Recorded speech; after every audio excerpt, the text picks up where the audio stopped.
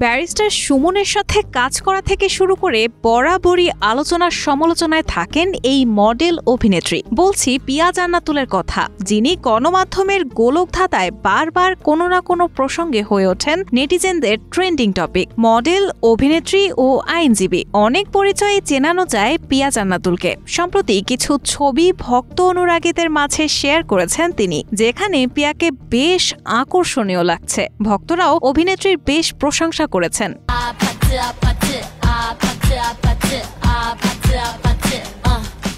Share করা ছবিতে দেখা যায় অব দ্য শোল্ডার রেড গাউনে মুগ্ধতা ছড়াচ্ছেন তিনি। হাতে ব্রেসলেট, মুচকি হাসি আর চোখের চাহনি যেন ভক্তদের মনে ঝড় তুলছে। হাসতে নাকি জানে না কেউ, কে বলেছে ভাই এই শোনো না কত হাসির খবর বলে যায়। পুরনো কাব্যিক এই কথাগুলোর সাথে আজকের জান্নাতুল পিয়ার হাসির কোনো সংযোগ নেই, কিন্তু তাও পিয়ার মিষ্টি হাসির রেশ যেন নেট পাড়া থেকে কাটেই না।